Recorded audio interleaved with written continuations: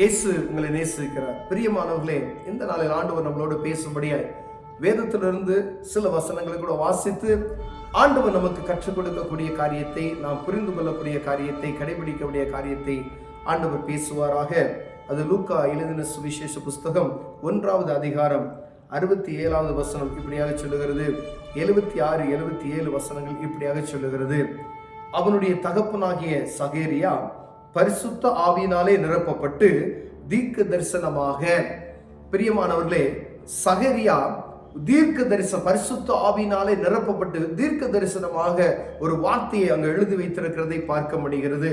இஸ்ரவேல் சன்னதியார்கள் வருகிற காலங்களில், கடந்து சென்ற காலங்களில் ஆண்டவர் அவர்கள் கொடுத்த வாக்கு தத்தங்களை அவர் நிறைவேற்றும்படியாய், முன்னதாக நான் சொன்ன வார்த்தைகளால் நிறைவேற்றும்படியாய், அவர்களை கைவிடாது இருக்கும்படியாய், அவர்கள் எப்படியாவது கூட்டி சேர்க்கும்படியாய், இவர்கள் என்னுடைய பிள்ளைகள், இவர்களை நான் தண்டித்த அநேக முறைகளில் இவர்கள் சோரம் போனார்கள், மீண்டுமாய் சேர்த்துக்கொண்ட, இப்படியே பல ஆண்டுகளாய் வழிநடத்தி வந்த தேவன் அவர்களை வன உருக்கத்தோடு மீண்டுமாய் சேர்த்துக் கொள்வதற்கு அவர் ஒரு காரியத்தை செய்தார். இந்த சகேரியா தீர்க்கதரிசியின் மூலமாய் ஒரு யோவான் ஆகிய அந்த தீர்க்கதரிசி வருவதற்கு நாம் பயன்படுகிறதை பார்க்க முடிகிறது. பிரியமானவர்களே, இங்கு 75வது தம்முடைய தாசனாகிய தாவீதின் வம்சத்திலே நமக்கு இரட்சணிய கொம்பை ஏற்படுத்தினார்.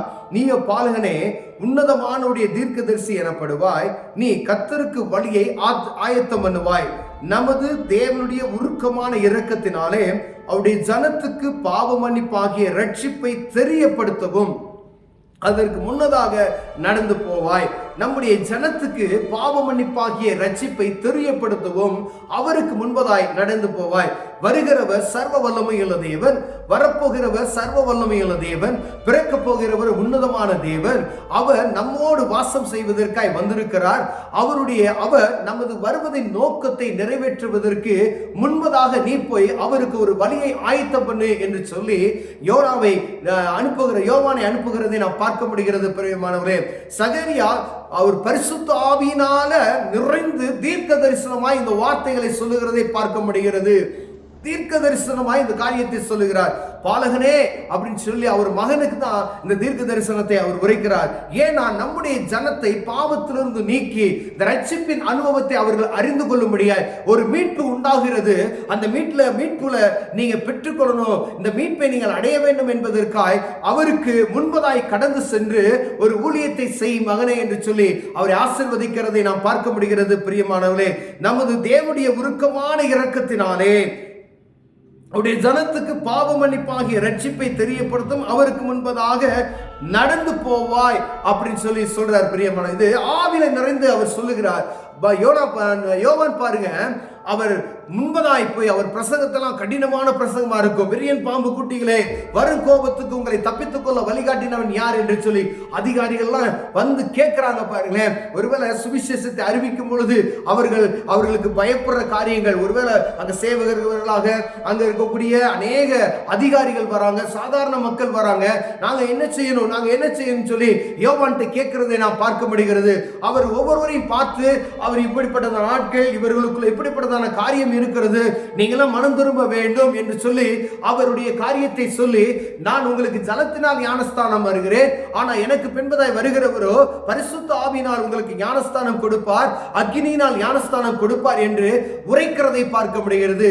முன்பதாக ஒரு எச்சரிப்பின் செய்தியை அவர் கொடுக்கிறதை பார்க்க முடிகிறது. பிரியமானவர்களே, வானத்தையும் பூமியை படைத்த சர்வ வல்லமையுள்ள தேவர் இந்த பூமிக்கு வருவதற்கு முன்பதாய் ஒரு தீர்க்கதரிசி அனுப்பி அவருடைய வருகையை குறித்த முன் அறிவிப்பு செய்யும்படிக்காய் பாவ மன்னிப்பின் நிச்சயத்தை இவர் மூலமாய் நாம் பெற்றுக்கொள்ள வேண்டும் என்கின்ற ஒரு அற்புதமான காரியத்தை இங்கு எழுதப்பட்டு இருக்கிறதை பார்க்க முடிகிறது. பிரியமானவர்களே, இன்னும் அநேக ஜனங்கள் இந்த பாவ மன்னிப்பின் நிச்சயத்தை பெற்றுக்கொள்ளாதபடி இருக்கிறதை நாம் இந்த நாட்களில் 25 வருடம் ஆகி 26வது வருடத்துக்குள்ள 2026வது வருடத்துக்குள்ள கடந்து செல்ல இருக்கிறோம்.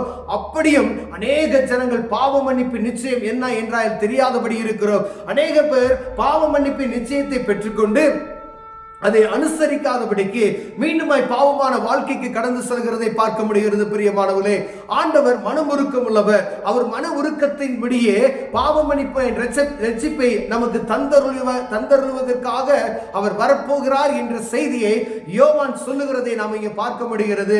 அப்படியானால் இயேசு கிறிஸ்து வந்து 2025 வருடங்கள் முடிந்து விட்டது. நாம் எந்த நிலைமையில இருக்கிறோம்? அநேக சுவிசேஷங்கள் நமக்கு வந்துவிட்டது. பாவ மன்னிப்பை குறித்ததான அநேக சத்தங்களை நாம் கேட்டுவிட்டோம். ஆனா ஒரு குறிப்பிட்ட நேரத்தில் அப்படியே நின்று விட்டோம். பிரியமானவர்களே, இந்த கிறிஸ்துமஸ் நம்முடைய பாவத்தை மன்னித்து நம்மை பரிசுத்தமாய் மாற்றி புதிய மனுஷனாய் மாற்றுவதற்கு இந்த புதிய கிறிஸ்துமஸ்ல ஒரு உடன்படிக்கையை நாம் எடுப்போமாயினால் கர்த்தருடைய மகிமை நம்மளை ஆழ்ந்து கொள்ள வல்லமையா இருக்கும். பிரியமானவர்களே, யோவான் சொன்னது போல புதிய நம்முடைய பரிசுத்தமான ஒரு காரியத்தை அவர் வரப்போகிறவர் அப்படின்னு சொல்லி முன்பதாய் அவர் ஒரு எச்சரிப்பின் செய்தியை நமக்கு கொடுக்கிறார். பாவ மன்னிப்பின் நிச்சயத்தை, பாவ மன்னிப்பை பெற்றுக்கொள்ளணும். ஏன்னா கடந்த நாட்கள் என் ஜனங்கள் பாவம் செய்தாங்க, அவரை அடித்து மீண்டுமாய் அணைத்துக் கொண்டு ஒரு சன்னதி அழைக்கப்பட்டது, மீண்டுமாய் சேர்த்துக் கொள்ளப்பட்டது. எங்கெல்லாம் அவங்க பாவம் செய்யறாங்களோ ஒரு எதிரியை உருவாக்குவார், அவர்கள் நிமித்தம் அவர்கள் மடிந்து போவார்கள்.